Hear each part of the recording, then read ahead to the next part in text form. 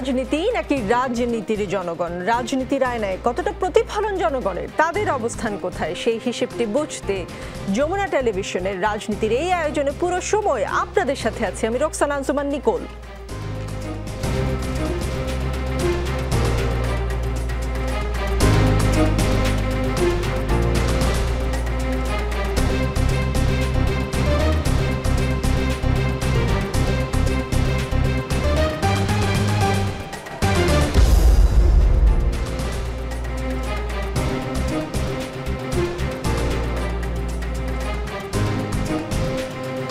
আজকের রাজনীতিতে আমাদের সঙ্গে একজন বিশেষ অতিথি আছেন। আমাদের সঙ্গে আছেন মহিউদ্দিন আহমদ, লেখক ও গবেষক। মহিউদ্দিন আহমদ, ধন্যবাদ, আপনি কষ্ট করে এসেছেন আমাদের স্টুডিওতে। প্রথমেই যেটা আপনার কাছে জানতে চাই, প্রশ্নটা ছোট কিন্তু আসলে এই প্রশ্নের মধ্যে অনেক কিছুই হয়তো চলে আসবে। এই সরকারের দায়িত্ব কেমন পালন করছে? ধন্যবাদ। যমুনার শ্রোতা দর্শকদেরকেও শুভেচ্ছা জানাচ্ছি। সরকারের বয়স কত? 2 মাস, 2.5 মাস, একটু কম, 2 মাসের কম। 2 মাসের একটু কম। আচ্ছা, তো আমাদের তো আকাঙ্ক্ষার কোনো সীমা পরিসীমা নাই, আকাশ ছোঁয়া, এবং আমাদের অনেক সমস্যা। তো সুতরাং এই সমস্যাগুলো সমাধান আমরা খুব চটজলদি চাই আর কি। এটা মানুষকেও দোষ দেওয়া যাবে না, কারণ আমাদের তো ধৈর্যের বাঁধ ভেঙে গেছে, তাই না? তো সুতরাং ওইভাবে যখন আমরা দাবিগুলো করতে থাকি তখন অবশ্যই আমরা দেখব যে এটা তো পৃথিবীর কোনো সরকারের পক্ষেই এই সময়ের মধ্যে সমাধান করা সম্ভব না। তবে আমরা দেখব যে সরকারের অঙ্গীকারগুলো কি, এই অঙ্গীকারগুলো জনবান্ধব কিনা, মানুষের কল্যাণের জন্য কিনা, সেটা দেখে আমরা এই সময়টাকে বিচার করতে হবে আমাদেরকে। কারণ এই শুরুতেই কিন্তু অনেক সময় অনেক সরকার হোঁচট খায়, কিন্তু আছে সমস্যা, এবং দেশে তো নানান রকমের ক্রস কারেন্ট আছে। অনেকগুলো পাওয়ার সেন্টার আছে, অনেকগুলো রাজনৈতিক দল আছে। তো এই বিভিন্নমুখী যে স্রোতধারা, এটা একটা, আমি বলবো যে 5ই আগস্ট পরবর্তী যে সময়টা, এটা একটা পরিস্থিতিটা অনেকটাই টালমাটাল। তো সুতরাং এটা থিতু হতেও সময় লাগবে, এবং কতটুকু সময় লাগবে এটা বলা খুব মুশকিল, কারণ সবাই তো এখানে অ্যাক্ট করছে। তো সুতরাং আমাদেরকে আরেকটু সময় দিতে হবে। জি, অনেকেই বলছেন যে এই সরকার একটু ধীরে চলছে। আপনার কাছে গতিটা কি স্বাভাবিক মনে হচ্ছে, ধীরে মনে হচ্ছে, নাকি আরেকটু দ্রুত হলে ভালো হতো? এটাও আপেক্ষিক, মানে কতটুকু দ্রুত, কারণ অনেক ক্ষেত্রেই আমরা দেখছি যে অর্থনীতির যে অবস্থা, অনেক ক্ষেত্রে কিন্তু শূন্য থেকে শুরু করতে হচ্ছে। এখন কত দ্রুত যাবে, আমাদেরকে কিন্তু অনেক সময় রাষ্ট্র পরিচালনার যে জটিল বিষয়গুলো আছে, অনেক কিছু প্রসিডিওরের মধ্য দিয়ে যেতে হয়। ধরেন একটা, যে দেশে মনে করেন যে রাজতন্ত্র আছে, এক ব্যক্তি সব কিছু, তার হুকুমে সব কিছু হয়ে যায়, সেখানে হয়তো অনেক গতি আনা যায়। কিন্তু যখন এক ব্যক্তির মালিকানায় যখন দেশ থাকে না, তখন কিন্তু অনেক কিছু বিবেচনা করতে হয়, অনেক কিছু চিন্তায় রাখতে হয়, এবং অনেক সময় এই জন্য সময় লাগে। তারপর আমি ছোট্ট একটা উদাহরণ দেই। এই যেমন কাজীপাড়া মেট্রো স্টেশনটা, এটা তো আমরা শুনেছিলাম 1 বছর লাগবে, 100 কোটি টাকা খরচ হবে। তো সেটা তো 1 মাসের মধ্যে চালু হয়ে গেল, 20,50,000 টাকা খরচ করে। তো কিছু কিছু কাজ দ্রুত হতে পারে সিদ্ধান্তটা নিলে। তাহলে কি মানে কাজগুলো করতে আপনি বলছেন কিছুটা সময় দিতে হবে, জনগণ এবং যে রাজনৈতিক দলগুলো তারাও আসলে সময় দিতে চায়, কিন্তু কিছু বিষয় যেটার আশু সমাধান দরকার, যেমন আইন শৃঙ্খলা পরিস্থিতি ঠিকঠাক রাখা বা দ্রব্যমূল্য নিয়ন্ত্রণে রাখা, আপনার কি মনে হয় সরকার আসলে যতটা গুরুত্ব দেওয়া দরকার ততটা গুরুত্ব দিচ্ছে? না, এই দুটো বিষয় আপনি বলেছেন, একটা হচ্ছে আইন শৃঙ্খলা, আর একটা হচ্ছে দ্রব্যমূল্য। আইন শৃঙ্খলার ব্যাপারটাকে আমাদের দেশে তো আইন শৃঙ্খলাটা মূলত নির্ভর করে পুলিশ বাহিনীর কাজের উপরে। পুলিশ বাহিনী তো ধ্বংস হয়ে গেছে একেবারে।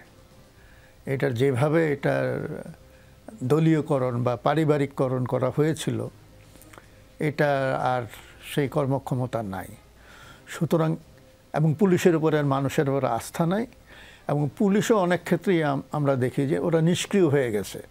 এমনকি যাদের একটু কাজ করার ইচ্ছা আছে, কিন্তু আগের মতন যে তারা যে মানে একটা ওইভাবে তারা পারছে না, বিকজ তাদের মধ্যেও তো এক ধরনের গিল্টি ফিলিং একটা আছে, আরেকটা আছে ভীতি। এখন তো মানুষ তাদের সামনে কথা বলে, আগে তো কথা বলতো না, মার খেত। তো সুতরাং এইটা আবার সক্রিয় হতে সময় লাগবে, এটা চটজলদি হবে না। আর দ্রব্যমূল্যের ব্যাপারটা আমার কাছে মনে হয় যে আসলে জিনিসের যতই দাম হোক, পণ্য কিন্তু বিক্রি হচ্ছে। ইলিশ মাছ কিন্তু বাজারে পড়ে থাকে না, সবাই কিনে নেয়। তার মানে কিছু লোকের কাছে তো অনেক টাকা আছে। তো আমার কাছে কেন জানি মনে হয় টাকার আসলে মূল্য নাই। এর আগে সরকার যখন খুশি যত টাকা ছাপিয়েছে এমনভাবে যে এই টাকাগুলো বাজারে চলে গেছে। এখন তো মানে যে পরিমাণ আমাদের যে উৎপাদনের সক্ষমতা রাষ্ট্রের, বা যে পরিমাণ পণ্য বাজারে আসার কথা, তার যে মূল্য তার চাইতে অনেক বেশি টাকা বাজারে, আমার কাছে মনে হয় এটা আর কি। তো সুতরাং এইটা কিভাবে সামাল দিবে আমি জানি না। টাকা ছাপানোটা আপাতত বন্ধ রাখতে হবে। আগে আমরা দেখতাম বাংলাদেশ ব্যাংকে একটা গভর্নর আসলেই ওনার সই করে নতুন টাকা বাজারে চলে আসতো। মানে ওনার সইটা থাকতে হবে, সেই সইটা দেখে ওনার নাতিপুতিরা খুশি হবে।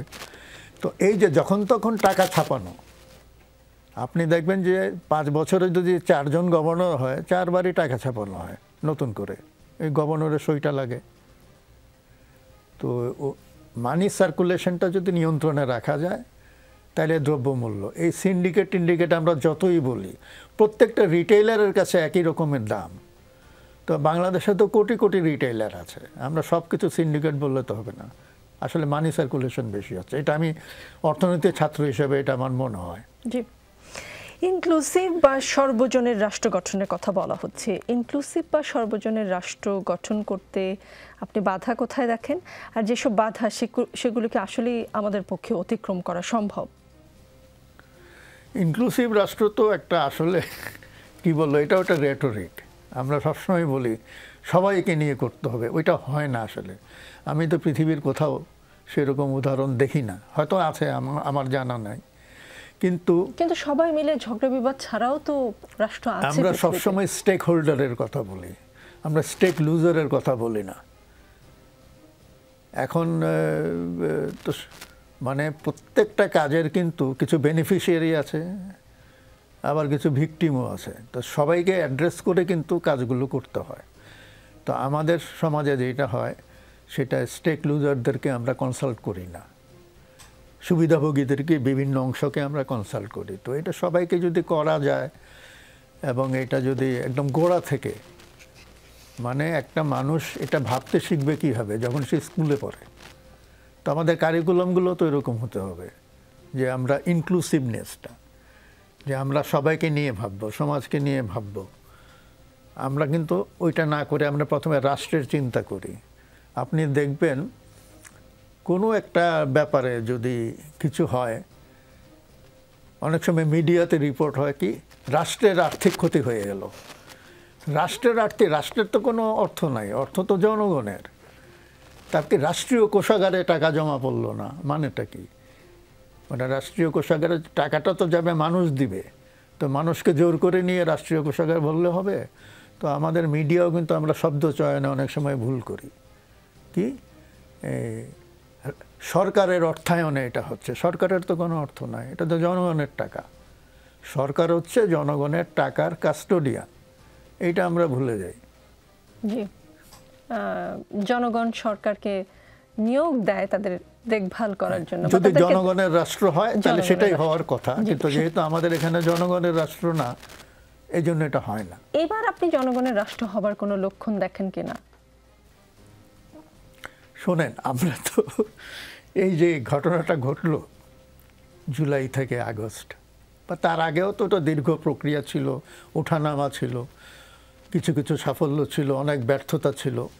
এইবার এটা আমরা দেখলাম যে আপাতত সরকার পতনের মধ্য দিয়ে একটা সাফল্য আসছে, মানে সরকার বদল হয়েছে। এখন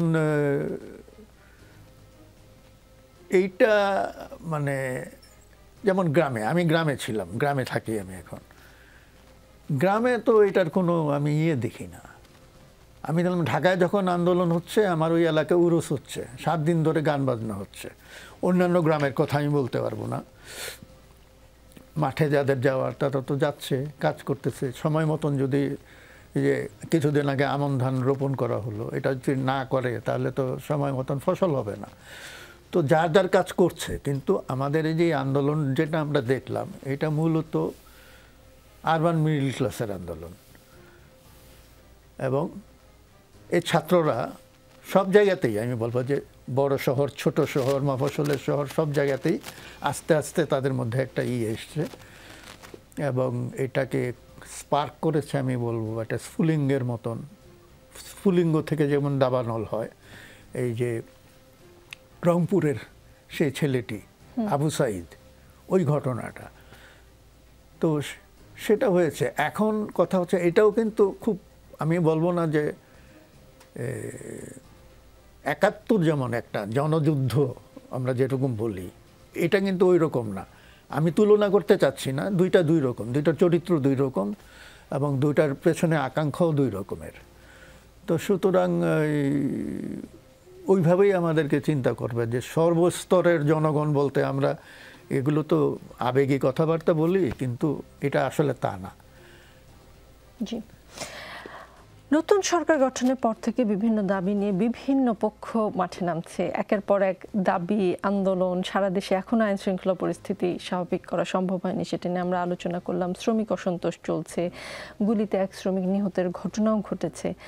মানে আপনার কি মনে হচ্ছে যে সকলে হঠাৎ করে সকল দাবি তাদের মাথায় আসছে? এইটা কি আসলে এই সুযোগে দাবি আদায় করে নেওয়ার একটা টেন্ডেন্সি, নাকি আসলেই দীর্ঘদিন লোকে বঞ্চিত ছিল, সেই বঞ্চনার একটা মুক্তির উপায় এখন লোকে সামনে দেখছে? না, একটা তো বঞ্চনার একটা ব্যাপার ছিল, আর আরেকটা জিনিস সরকারের অবস্থানটা। আসলে সরকার যদি একটু দুর্বল থাকে, একটু নড়বড়ে থাকে, তখন কিন্তু দাবি দেওয়া আন্দোলনটা একটু বেশি হয়, আমরা দেখেছি ওই সুযোগগুলি। তো এতে আমার মনে হয় যে সরকার এখনও ঠিক যেটাকে আমরা বলি যে একটা কনসলিডেশনের পর্যায়ে গেছে বলে। সরকার মানে তো প্রধান উপদেষ্টার কয়েকজন উপদেষ্টা না, এটা একটা মানে বলবো যে একটা বিশাল ব্যবস্থা। তার অনেক যন্ত্র আছে, আমলাতন্ত্র আছে, পুলিশ আছে, ব্যবসায়ীরা আছে, নানান রকমের আমি বলবো যে বুদ্ধিজীবীরা আছে। তো সবাই মিলে কিন্তু এখন কোথাও যদি একটা সমস্যা হয় এবং যদি তাদের মধ্যেকার আন্তঃসম্পর্কটা যদি গড়ে না ওঠে ভালোভাবে, ফাঁক থাকে, তাইলে কিন্তু সরকারের ভীতি একটু নড়বড়ে হয়। তখন এই দাবি দাওয়াগুলো, তখন মানুষ দাবিটা করে এই জন্য যে এখন আমি চাপ দিতে পারছি, আগে চাপ দিতে পারতো না। তো চাপে ফেলে দাবি আদায় করার। আর আমাদের দেশটা হচ্ছে ঐতিহাসিকভাবে স্ট্রিট এজিটেশনের রাজনীতিতে আমরা অভ্যস্ত। কোনো কিছু হলে দাবি আদায় করতে আমরা রাস্তায় চলে যাই। এই যে দিনের পর দিন এই শাহবাগের মোড় বা এরকম জায়গাগুলোতে অবরোধ করে এই যে লক্ষ লক্ষ মানুষকে দিনের পর দিন কষ্ট দেওয়া, এটাকে তো আমরা আন্দোলন বলি, কিন্তু আসলে কিন্তু মানুষ কষ্ট পায়। তা আন্দোলনের এই যে ফর্মটা, এটা আমরা এখন পর্যন্ত বদলাতে পারলাম না। এই যে দাবি দাওয়া আছে, দাবি দাওয়াগুলি নানানভাবেই প্লেস করা যায়, কিন্তু এটার জন্য 5-10 হাজার লোক ছুটে গেল, মানে একটা রাস্তা অবরোধ করে ফেললো। এইটা আসলে কাম্য না। মানে আমরা যে এখনো ওই মানে একটা সভ্য দেশের আন্দোলনও সভ্য হয়। জি, আমাদের আরো বহুদূর যেতে হবে। জি, নিজেদের কি বলবো, নিজেদের আর একটু পরিশীলিত করার জন্য আরো বহুদূর আমাদের আসলে যাবার দরকার, সেটা আমি সেটা বুঝতে পারি। জি, সকালে সচিব পদে নিয়োগ করে বিকেলে বাতিল, এমন ঘটনাও ঘটেছে। পাঠ্যপুস্তক পরিমার্জন কমিটি করে সেটা আবার বাতিল করা হয়েছে। এরকম আমরা দেখছি হরহামেশাই হচ্ছে। একে আজকে সেখানে পদায়ন করে কিছুক্ষণ পরেই দেখলাম যে সেই সিদ্ধান্তটি আসলে স্থগিত হয়ে গেল। এগুলো কেন হচ্ছে? এগুলো কি এই সময় হওয়াটাই স্বাভাবিক, না আপনি কোনো ধরনের ডিলেমা দেখেন কোথাও? না, ওইটাই আমি বললাম যে সরকার এখনো কনসলিডেটেড না। ফলে যেটা হচ্ছে, যখনই একটা সিদ্ধান্ত নেয় তার একটা প্রতিক্রিয়া হয়। ওই প্রতিক্রিয়ায় আক্রান্ত হয়ে বা একটু ভীত হয়ে আবার আগের সিদ্ধান্তটা পাল্টে ফেলে। মানে সরকার যদি একটা দৃঢ় অবস্থানে থাকতো তাহলে তো সিদ্ধান্ত প্রথম কথা হলো যে প্রথম সিদ্ধান্তটা যখন পাল্টানো হয় তার মানে প্রথম সিদ্ধান্তে হয়তো ভুল থাকতে পারে, তো খুব আগুপিছু বিবেচনা করে হয়তো সিদ্ধান্তটা নেয় নাই। সিদ্ধান্ত নেওয়ার পরে যখন কেউ বলে যে না এটা করা ঠিক হয় নাই, তখন তারা সেখান থেকে পিছিয়ে যায়। এটা একটা। আর দ্বিতীয় হচ্ছে অনেকটা জনতুষ্টির সরকারের মতন আর কি, যে কাউকেই তারা অখুশি করতে চায় না। ঠিক আছে, দুইজন ওই কি রিসেন্টলি যেটা হলো ওই যে দুজনকে নিয়ে আপত্তি এসছিল আর কি। তো এটা প্রতিবাদ করলে হুঙ্কার দিলেন এক মাওলানা, বাস এটা হয়ে গেল। তার মানে হচ্ছে সরকার তাদেরকে তুষ্ট রাখতে চায়। তো সরকারও অনেক সময় দেখে যে পাল্লাটা কোন দিকে ভারী, অথবা আমরা বলতে পারি যে কারা হোস্টাইল হলে সরকারের সমস্যা হবে, এটাও সরকার চিন্তা করে অনেক সময়। এখন দেখা গেছে যে ঢাকা বিশ্ববিদ্যালয়ে দুইজন শিক্ষক হোস্টাইল হলে সরকারের হয়তো কিছুই আসবে যাবে না, কিন্তু আরেকটা গ্রুপ যদি খেপে যায় তারা অনেক কিছু ডিস্টেবিলাইজ করে দিতে পারে। এবং ডিস্টেবিলাইজ করার যে ক্ষমতা, এটা কিন্তু আপনার যদি খেয়াল থাকে, আমরা হেফাজতের একবার 2013 সালে দেখেছিলাম। তো এগুলো আছে। তো সরকারকে এগুলি বিবেচনা করতে হয়। অর্থাৎ সরকার যত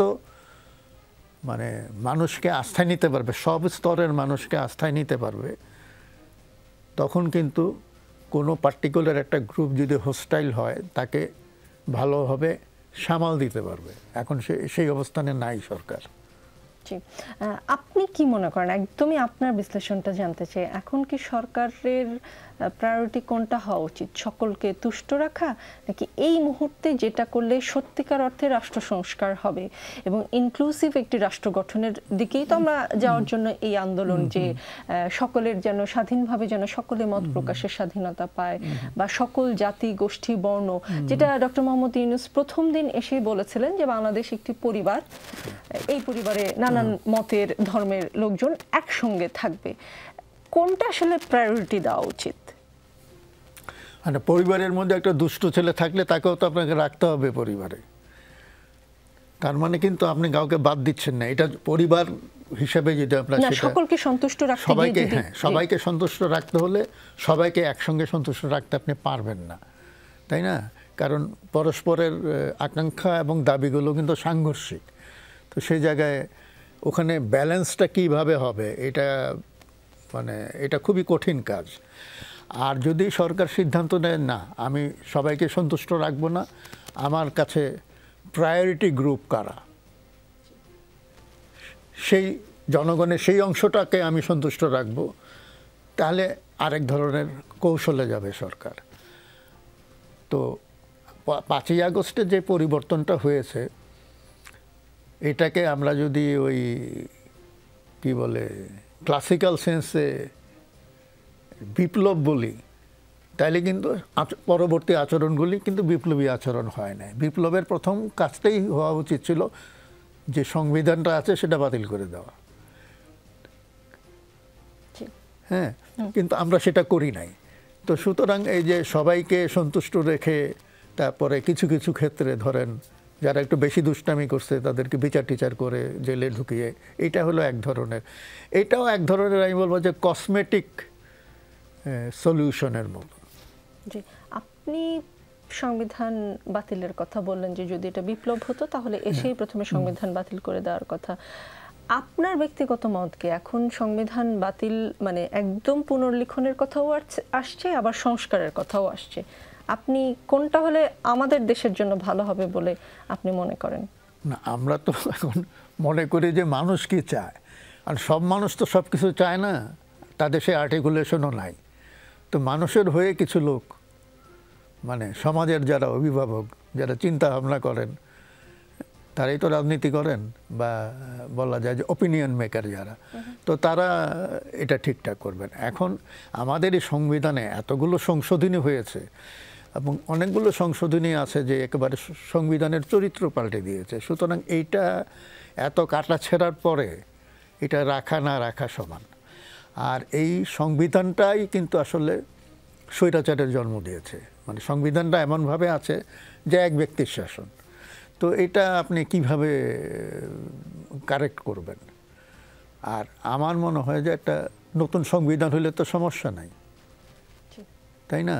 তো সেটাও তো সবার সঙ্গে কনসাল্ট করে এটা করতে হবে। কিন্তু আমার মনে হয় যে এই সংবিধানটাকে টানা হেঁচড়া করে আরও সংশোধন করে এটার চাইতে নতুন করে একটা লিখে নেওয়াই ভালো। আপনি মনে করছেন নতুন করে একটা লিখে নেওয়াই ভালো। রাজনীতিতে বিরতি বলে কিছু নেই, একটু পরে ফিরছি, আরও আলোচনা হবে মহিউদ্দিন আহমদের সঙ্গে।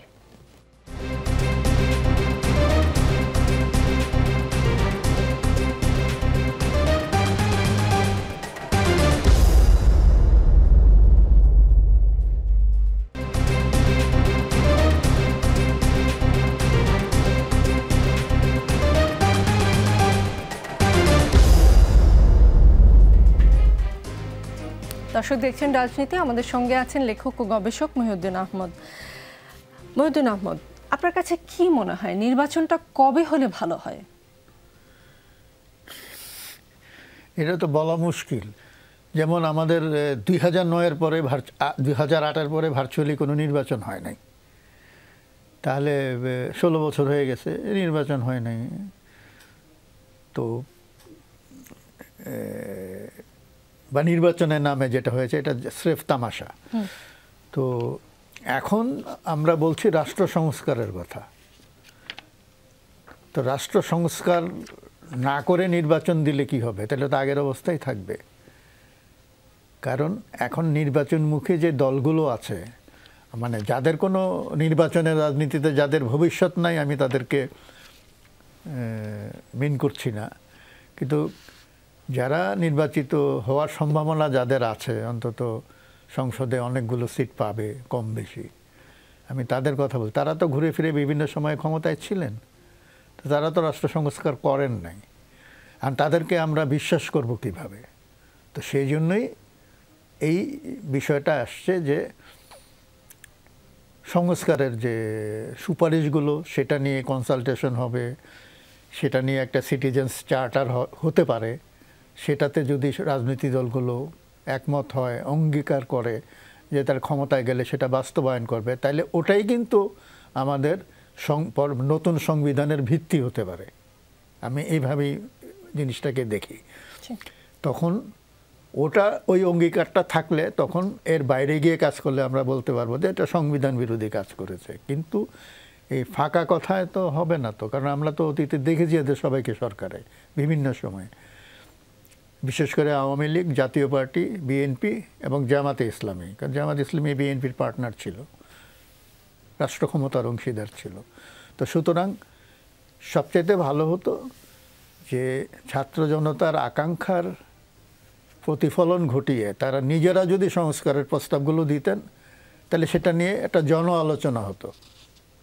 কিন্তু তাদের কাছ থেকে এটা আসছে না। তারা যে সমস্ত বিভিন্ন সময় ঘোষণা দেন, ইশতেহার দেন নির্বাচনের আগে, এগুলিতে সব ভাষা ভাষা কথা থাকে। এটা আমরা দেখব, ওটা আমরা বিবেচনা করব, যে নো, রাষ্ট্র সংস্কার মানে হচ্ছে যে কতগুলো জিনিস আমাদেরকে একবার একমত হতে হবে। যেমন 1 নম্বর হলো যে দেশে পরিবারতন্ত্র থাকতে পারবে না, সব কিছুই হবে প্রতিযোগিতা এবং যোগ্যতার মাধ্যমে। তো এইটা তো কমিট করতে হবে সব রাজনৈতিক দলকে। এই ধরনের অনেক কিছু আছে। আমি এই প্রশ্নটাই তুলেছিলাম। বিএনপির একজন সিনিয়র নেতা এসেছিলেন আমাদের সেটে, তাকে যখন প্রশ্ন করলাম যে বড় 3টি রাজনৈতিক দলই আমরা পরিবারতন্ত্র দেখি, তিনি উদাহরণ দিলেন আমেরিকার গণতন্ত্রকে, যেহেতু উদাহরণ হিসেবে অনেকে নেয়। বিল ক্লিন্টন, হিলারি ক্লিন্টনের কথা বললেন, বা বুশের কথা বললেন, বা তার সন্তানের কথা বললেন, যে ওই রকম উন্নত দেশে যদি পরিবারতন্ত্র চলতে পারে, আমাদের দেশে যোগ্যতার ভিত্তিতে নয় কেন? না, এটা কি যোগ্যতার ভিত্তিতে হয়? তিনি বলেছেন যোগ্যতার না না ভিত্তিতে না, হয়েছে। ওই উদাহরণটার সাথে আমেরিকায় আরো অনেক কিছুই হয়, আমরা ওগুলো নিলাম না, শুধু এটা নিলাম, এটা তো হয় না। তো আমেরিকাতে তো আরো অনেক কিছু আছে যেখান থেকে আমরা গ্রহণ করতে পারি ভালো ভালো জিনিসগুলো। আমরা তো তাদের শিক্ষা ব্যবস্থাটা নিচ্ছি না, তাই না? কিন্তু আমরা ওই যেহেতু ক্লিনটন রাষ্ট্রপতি হয়েছে, তার স্ত্রী হবে, তো তার সন্তানও কি হবে? এটা কোনো কথা না। কথা হচ্ছে যে শুধু কেন্দ্রে না, প্রত্যেকটা জায়গায় ইউনিয়ন পরিষদ, তারপরে যে সংসদীয় আসনগুলি দেখবেন যে কতগুলো পরিবারের মধ্যে সীমাবদ্ধ, একেবারেই এর বাইরে যাচ্ছে না। মানে একজন এমপি যদি মারা যায় আমাদের দেশে, তাহলে তার ভাই বা তার স্ত্রী বা তার সন্তান এমপি হয়, ওখানে কোনো যোগ্যতা লাগে না, তাই না? ওই পরিবার। তো সুতরাং ইউনিয়ন পরিষদেও কিন্তু একই অবস্থা। তো সব জায়গায় কিন্তু এই জিনিসটা আছে, এটা সর্বব্যাপী।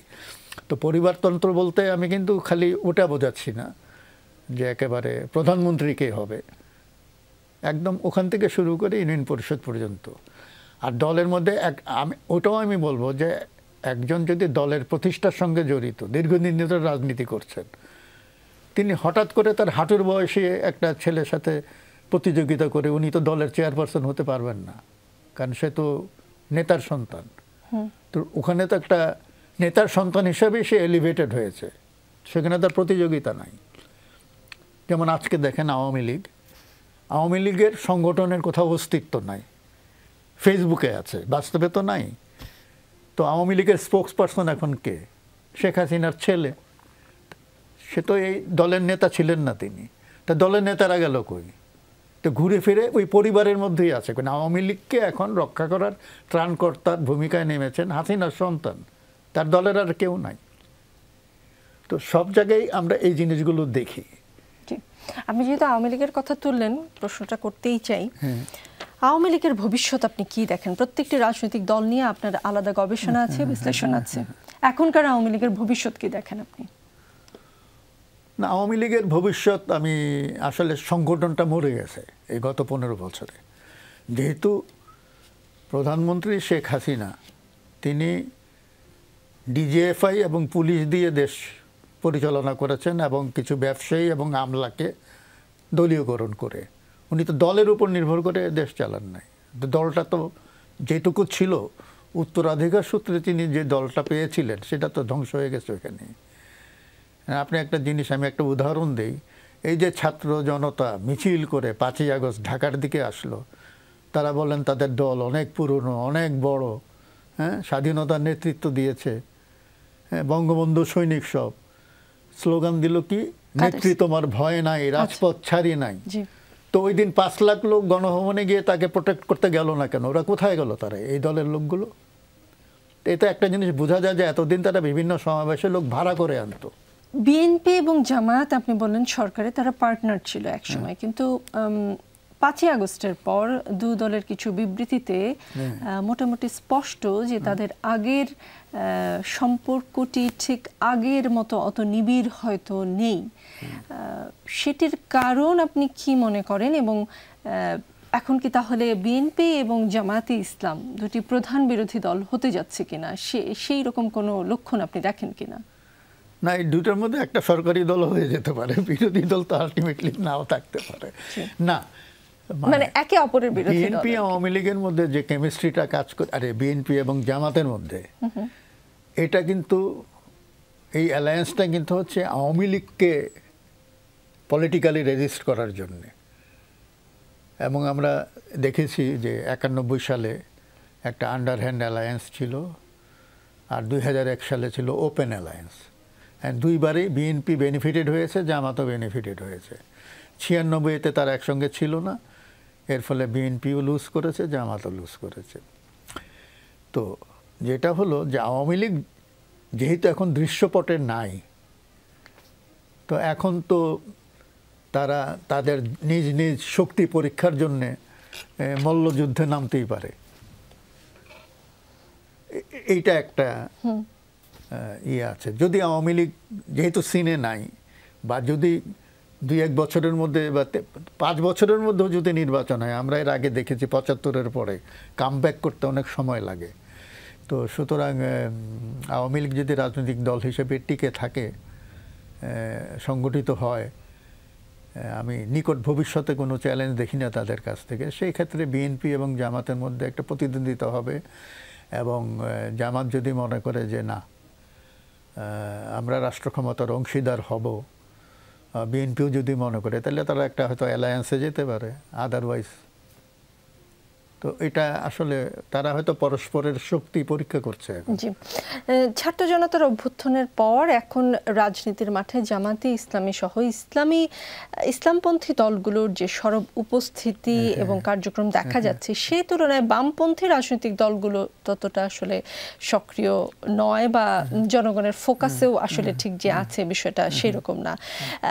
জুলাই অভ্যুত্থানের পর নতুন বাংলাদেশে নতুন রাজনৈতিক বন্দোবস্তে বামপন্থীরা কি রাজনীতিতে কিছুটা পিছিয়ে গেল কিনা? আমাদের এখানে যে বাম, আমার কাছে এদের নকল বাম মনে হয়। নকল বাম, জি, তাই না? মানে সেই অর্থে বাম নাই আমাদের দেশে। বাম রাজনীতির আমি বলবো যে যে ভিত্তির উপর দাঁড়িয়ে বাম রাজনীতিটা ছিল, সেটা এখন আর নাই।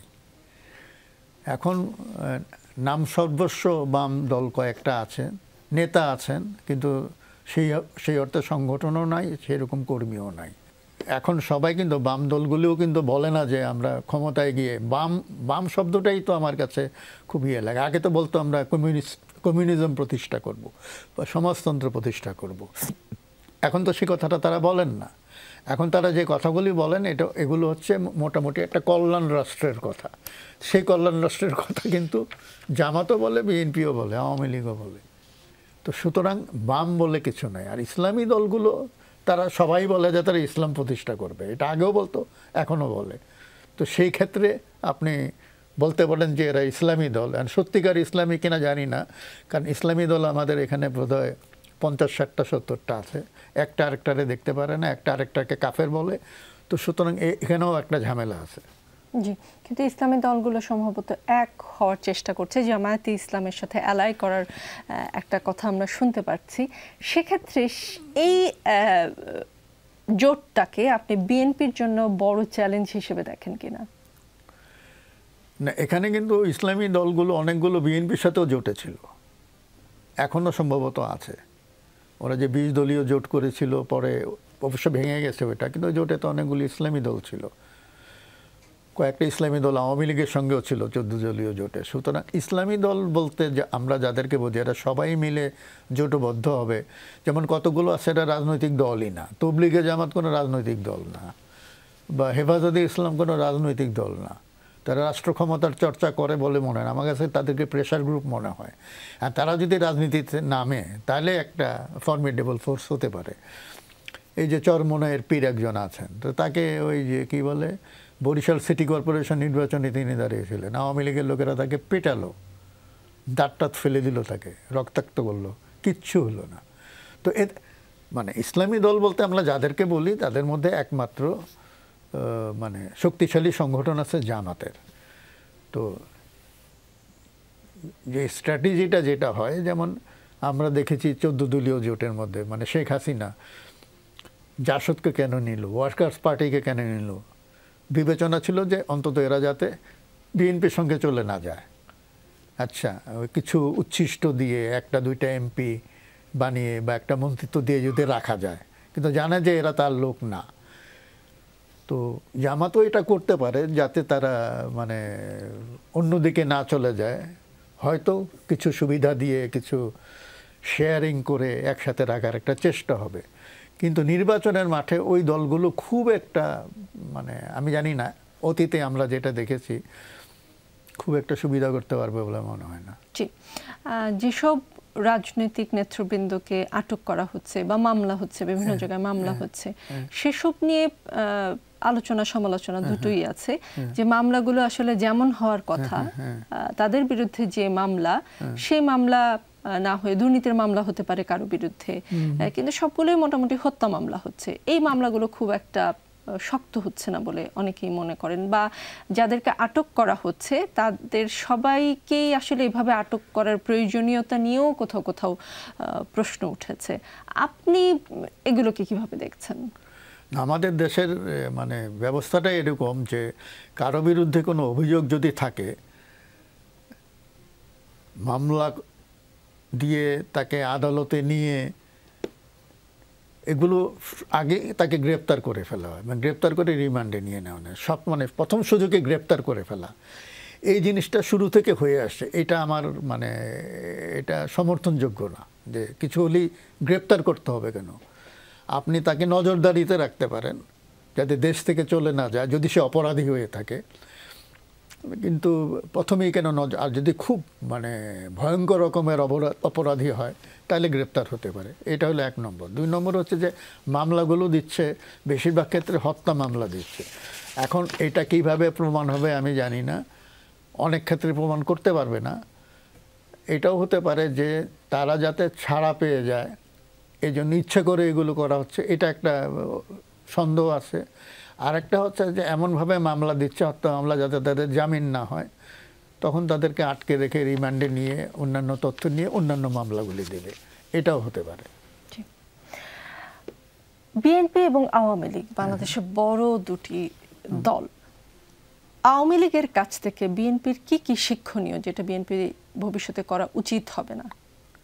না, সব কিছুই তো, মানে আওয়ামী লীগ ক্ষমতায় থাকলে যা যা করে, যে খারাপ কাজগুলো করে, বিএনপি ক্ষমতায় গিয়ে ওই খারাপ কাজগুলো কন্টিনিউ করে, হয়তো একটু বেশি করে। আবার বিএনপি যে খারাপ কাজগুলো করে আওয়ামী লীগ এসে তার চাইতে আরেকটু বেশি করে।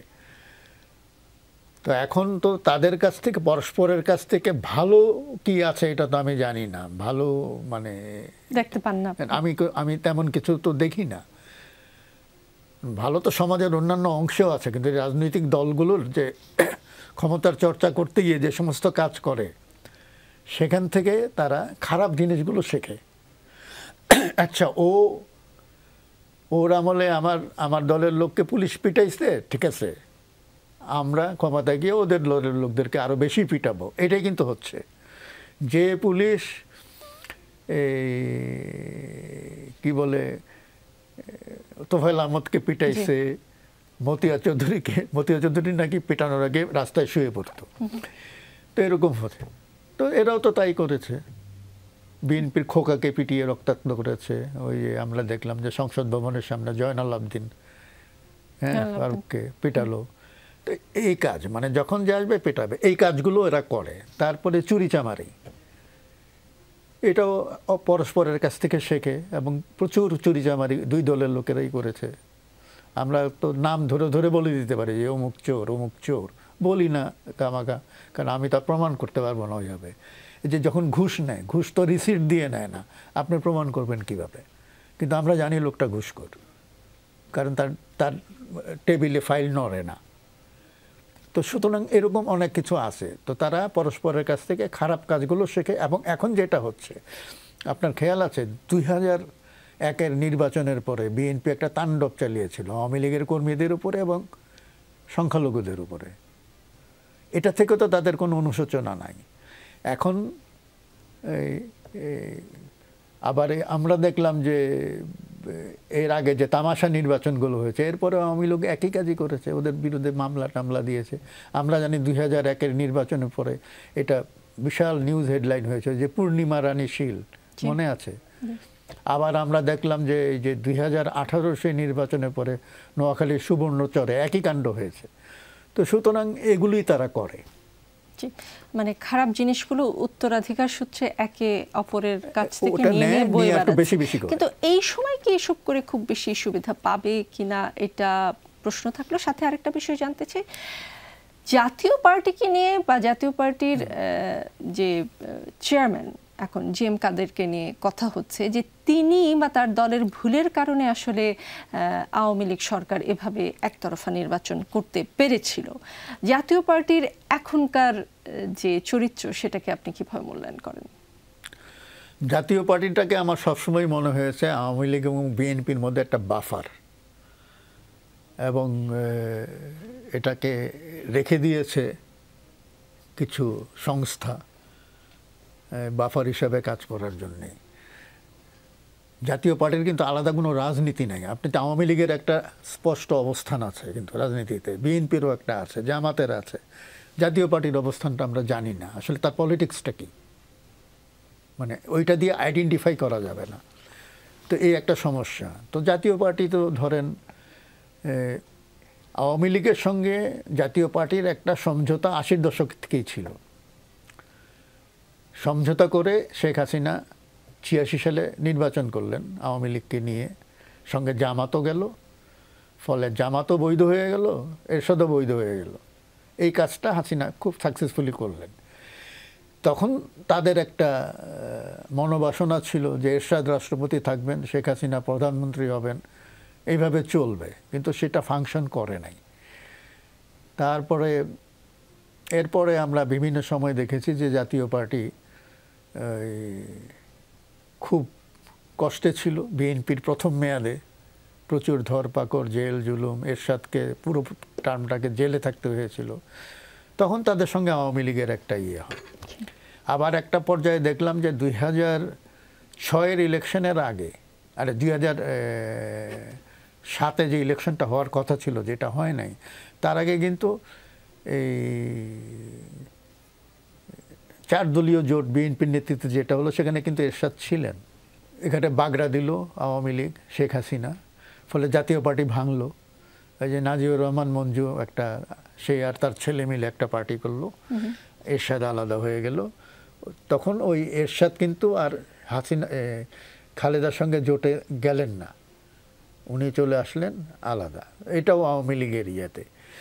তো সুতরাং এরপর থেকে আমরা দেখি যে আওয়ামী লীগের সঙ্গেই জাতীয় পার্টির একটা ইকুয়েশন সবসময় কাজ করেছে, এবং পরবর্তীতে আমরা তাকে গৃহপালিত বিরোধী দল হিসেবেই দেখলাম। জি, অনেকেই এই জুলাই বিপ্লবকে আরব বসন্তের সাথে তুলনা করে বলতে চায়, বা কেউ কেউ বলেও সামাজিক যোগাযোগ মাধ্যমে বলছেও যে মিশরে যা হয়েছিল, মিশরের যে পরিণতি হয়েছে, আমরা কি সেই দিকেই যাচ্ছি কিনা প্রশ্ন তুলছে অনেকে। আপনি কি আমাদের পরিণতি কোন দিকে দেখেন?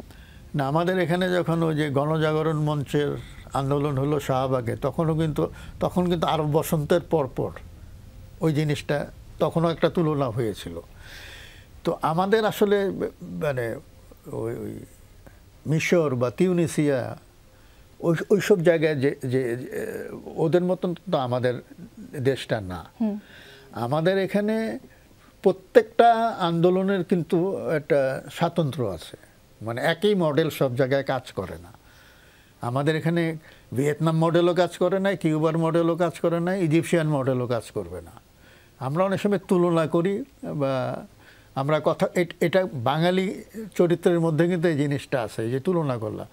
কিছু হলে আমরা বলে দিই যে অক্সফোর্ড অফ দ্য ইস্ট, বা বরিশালকে বলে কি ভেনিস অফ বাংলাদেশ। তো এইরকম আর কি। তো আমরা আরব বসন্তের সাথে তুলনা করছি, ওইটা একরকম, এইটা আর একরকম। কিন্তু অনেক মিলও আছে, যে সেখানেও গণবিদ্রোহ হয়েছিল, এখানেও গণবিদ্রোহ হয়েছে। কিন্তু ওইখানে আরব বসন্তের পরে যারা ক্ষমতায় এসেছিল, তারা মানে ওখানে সবচেয়ে শক্তিশালী সংগঠন ছিল ইসলামিক ব্রাদারহুড, তাদেরকে তো থাকতে দেওয়া হলো না। তো সেখানেও ওটা আবার ইজিপ্টের মুরব্বীরা সেটা চায় নাই, আমেরিকানরা বিশেষ করে, তো সেখানে সেটা হয় নাই। আমাদের এখানেও তো মুরব্বীদের মধ্যে আমেরিকা আছে, আমাদের তো বড় মুরব্বী দুটা, ইউএসএ এবং ইন্ডিয়া। এখন তাদের দিকে চেয়ে থাকতে হয় অনেক সময়, যে তারা কি চান, এবং তাদেরকে অখুশি করলে তারা তো নানানভাবে ডিস্টার্ব করতে পারেন, অতীতে করেছেন।